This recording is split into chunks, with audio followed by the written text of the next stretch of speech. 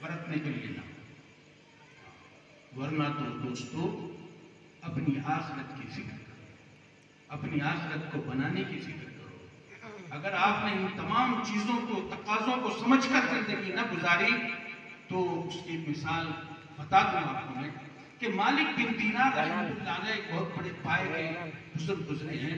پہلے وہ شرابی کبابی تھے، پہلے شرابی کبابی تھے۔ اللہ تعالیٰ نے ان کو ہدایت دی، ان کی باندی سے ایک لڑکی پیدا ہوئی، اور وہ لڑکی تو جب شراب کا گلاس پیتے تو وہ لڑکی ہاتھ مار دیتی، چھین لیتی، گلاس چھین کر پھینک دیتی، ابھی 2 سال کی بچی ہے۔ اتفاق یہ ہوا کہ اس لڑکی کا انتقال ہوا، اور مالک بن دینار رحمۃ اللہ علیہ اس بچی سے بہت محبت کرتے تھے، بس اسی روز سے شراب چھوڑ دی اور اللہ اللہ کرنے میں لگ گئے۔ ایک دن انہوں نے خواب میں دیکھا کہ خواب میں وہ جا رہے ہیں اور ان کے پیچھے ایک اژدہا لگ گیا، ایک بڑا سانپ ان کے پیچھے لگ گیا،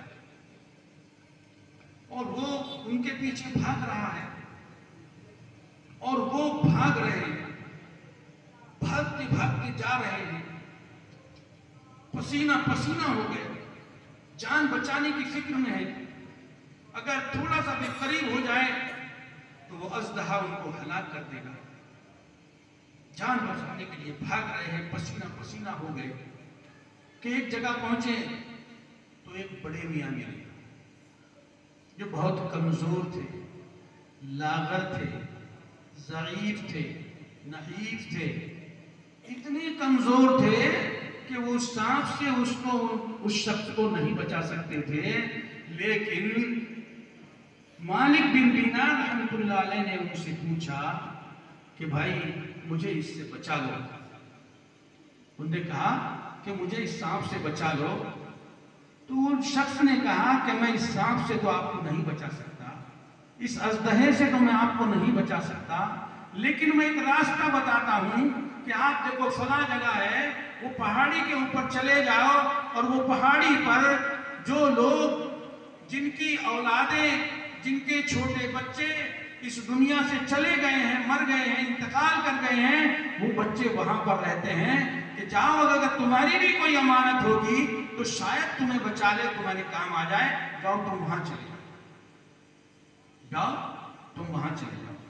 یہ بھاگتے دوڑتے گرتے پڑتے وہاں پہنچ گئے۔ جب وہاں پہنچے تو بچیاں، چھوٹے چھوٹے بچے جھول رہے تھے، جھولے میں کھیل رہے تھے، جھول رہے تھے، اور ان بچوں میں وہ بچی بھی تھی۔ کون سی بچی؟ جو مالک بن دینار رحمۃ اللہ علیہ کو شراب کے گلاس کو پھوڑ دیتی تھی، پھینک دیتی تھی، چھین لیتی تھی، گرا دیتی تھی، وہ بچی بھی تھی وہاں پر۔ اس بچی نے جب دیکھا تو اس نے تمام بچوں سے کہا کہ یہ تو میرے ابا ہیں، یہ تو میرے ابا ہیں، اور وہ اپنے ابا سے لپٹ گئی، مالک بن دینار کو لپٹ گئی، اور جیسے وہ لپٹی اژدہا واپس چلا گیا۔ مالک بن دینار رحمۃ اللہ علیہ نے پوچھا بیٹا تم یہاں کیا کرتے ہو؟ نے بتایا کہ ہم جتنے بھی بچے چھوٹی عمر میں انتقال کر جاتے ہیں ان کو یہاں رکھ دیا جاتا ہے، ہم یہاں کھیلتے ہیں، ہم یہاں کودتے ہیں، یہاں جھولتے ہیں۔ مالک بن دینار نے پوچھا کہ بیٹی تم جانتے ہو کہ یہ اژدہا میرے پیچھے لگا تھا کیا تھا؟ تو بچی نے کہا ہاں میں جانتی ہوں۔ بولے کیا تھا؟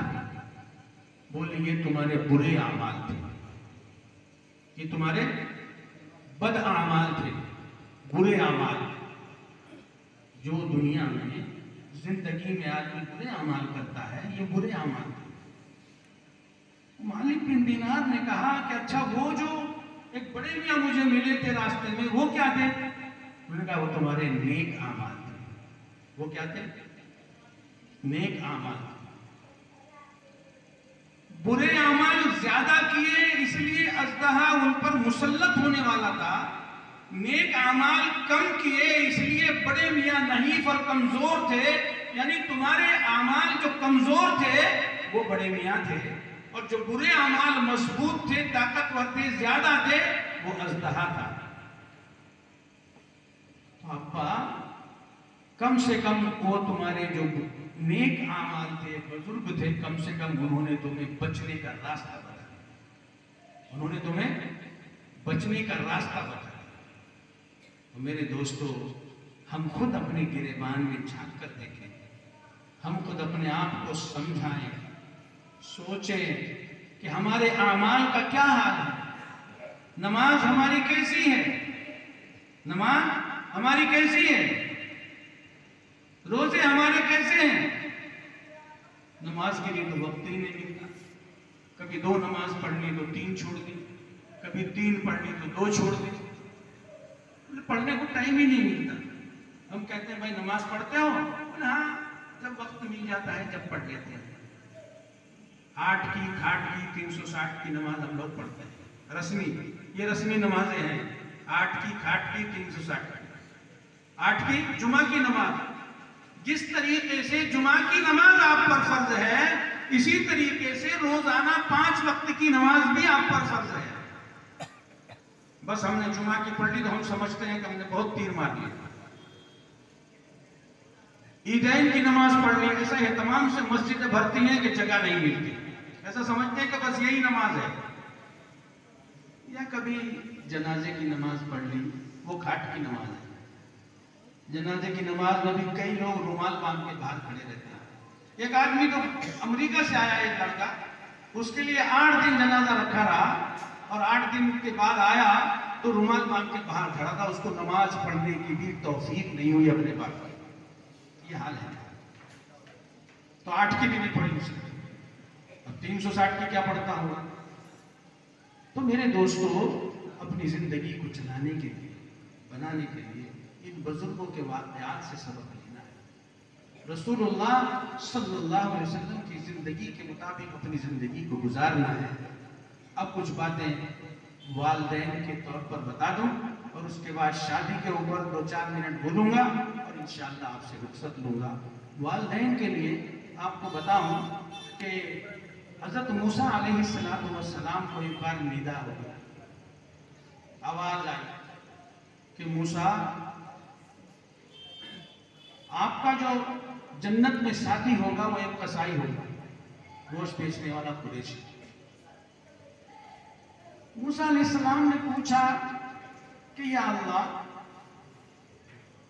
عجیب بات ہے کہ میں آپ کا نبی ہوں، رسول ہوں، اور میرا رفیق، میرا ساتھی جو جنت میں ہوگا وہ قصائی ہوگا۔ کوئی محدث ہوتا، مفسر ہوتا، ولی کامل ہوتا، حافظ ہوتا، قاری ہوتا، عالم ہوتا، مفتی ہوتا، آپ کہہ رہے ہیں کہ وہ قصائی ہوگا۔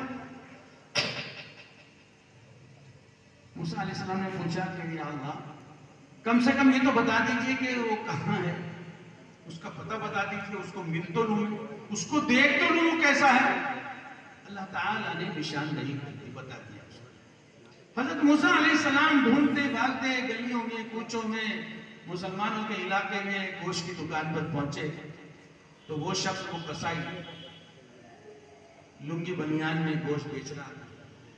صبح سے شام تک بیٹھے رہے موسیٰ علیہ السلام، یہ دیکھتے رہے، کیا دیکھتے رہے کہ اس کا وہ کون سا عمل ہے جس عمل کی وجہ سے یہ میرے ساتھ رہے گا، میرا دوست رہے گا، میرا رفیق سفر رہے گا، جنت میں میرا رفیق رہے گا۔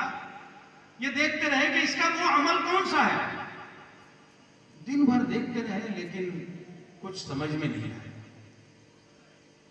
شام ہو گئی، اس نے اپنی دکان بند کرنے لگا اور کچھ گوشت باندھا اور اپنے کپڑے اٹھائے اور وہاں سے چلنے لگا۔ موسیٰ علیہ السلام نے کہا کہ بھائی آج ہم آپ کے مہمان رہیں گے۔ پہلے زمانے میں کوئی کسی کے یہاں بھی مہمان بن جاتا تھا، اور ہم نے اپنے بچپن میں دیکھا کہ پڑوس میں مسجد میں اگر کوئی مسافر آ جاتا تو کئی لوگ پوچھنے آتے تھے کہ بھائی کھانا کھایا کیا آپ نے؟ سمجھے بھائی، کئی لوگ پوچھنے آتے تھے کہ بھئی آپ نے کھانا کھایا کہ نہیں کھایا، آپ کہاں سے آئے، کیا بات ہے؟ اور آج تو مسافر آ جائے